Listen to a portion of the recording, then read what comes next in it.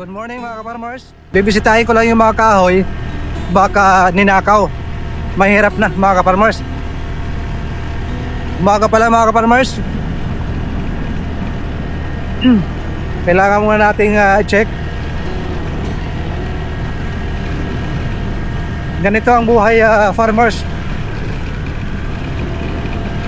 Kailangan umaga pa lang gising na.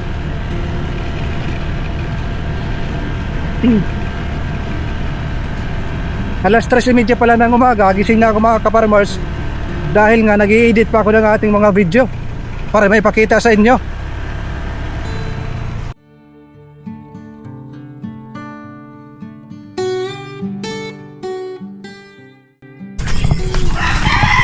Natapos na tayo magpachinso ng ating mga Gemelina.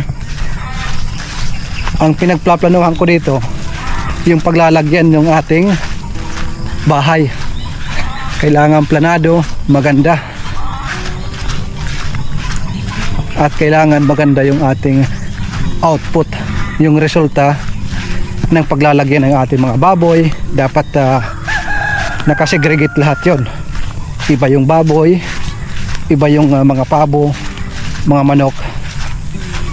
At maglalagay din tayo ng kambing mga ka-farmers para magandang tingnan.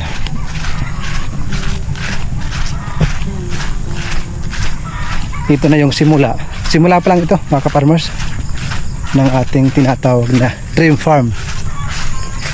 Siguro hindi lang naman ako ang nangangarap magkaroon ng farm. Marami para sa ating mga ka-farmers. Kaway-kaway sa inyo dyan. Pinapalakas ko ang inyong loob. Kung kaya ng mukhang to, bakit hindi nyo kaya? Sabi ko nga sa inyo, lahat ay nagsisimula sa grade 1.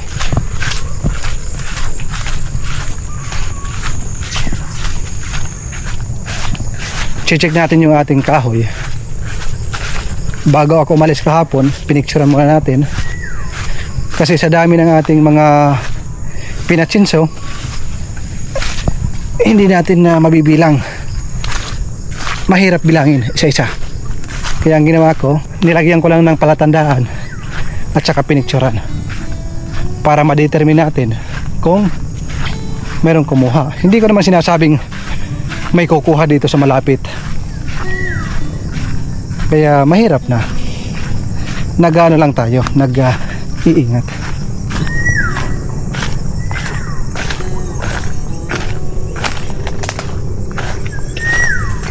Oh, mayroong ibon.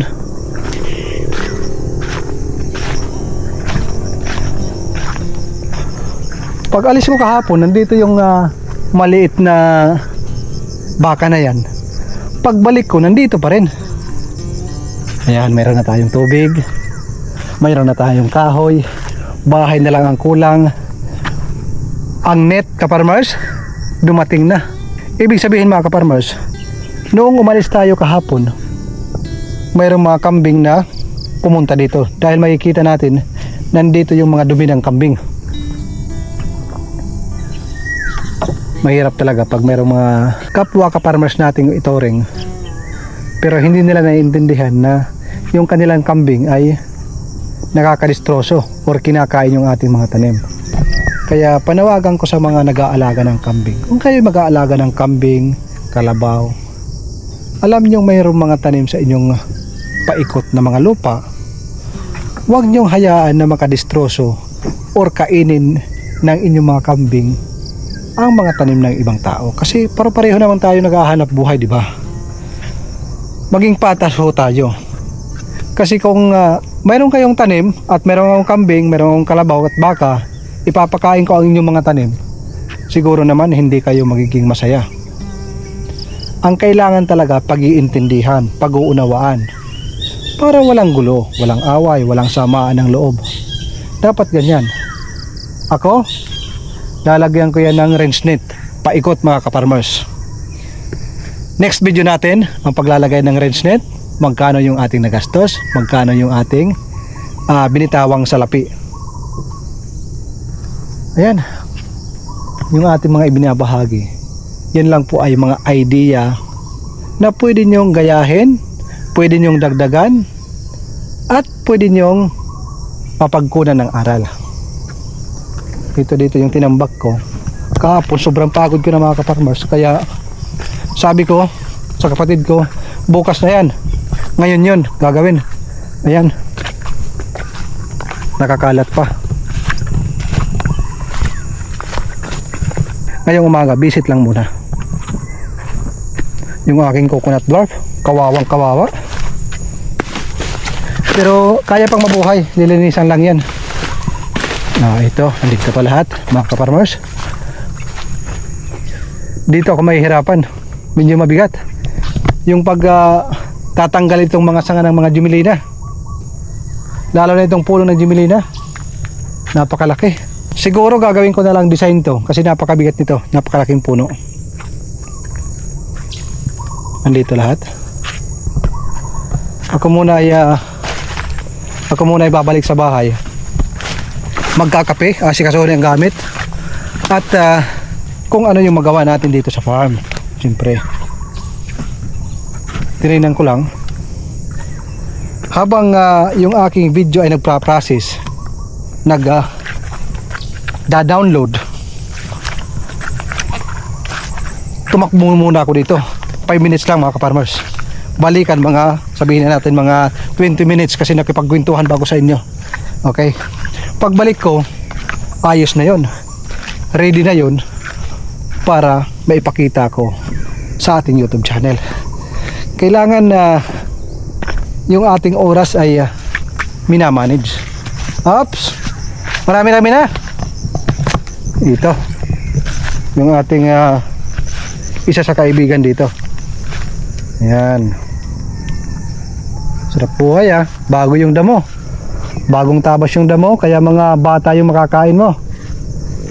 Eat all you can ka, dahil next week hindi ka na makakapasok, at saka mag-i-spray na ako ng herbicide, yung pangpatay ng damo. Hindi ko lang alam kung nakaka-epekto yon sa mga hayop once na makain nila. Para sa ating mga ka-farmers na naka-experience na or mayroong alam, yung mga herbicide mga ka-farmers, yung pang patay sa mga damo, nakakasama ba yan or nakakamatay ng mga hayop pag nakain? Ayaw ko naman ng makadistroso din ako, mag-i-spray ako tapos mamamatay yung kanilang hayop. Ayaw ko ng gulo mga ka-farmers. As long as kaya kong mag-control, kukontrolin ko ang sarili ko. Ano yun? Meron nun. Kukontrolin ko yung sarili ko na maging kaibigan lahat, hindi yung meron tayong samaan ng loob.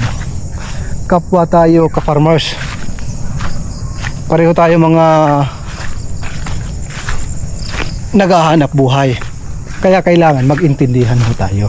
Kung hindi na talaga kaya, yun na yung pagkakataon na umaksyon tayo. Ika nga, mayroon naman tayong batas, pwede naman natin pag-usapan sa barangay. Kung hindi, pwede rin sa korte, depende sa magiging sitwasyon. Ito na yung ating saging, sinisipi na mga ka-farmers.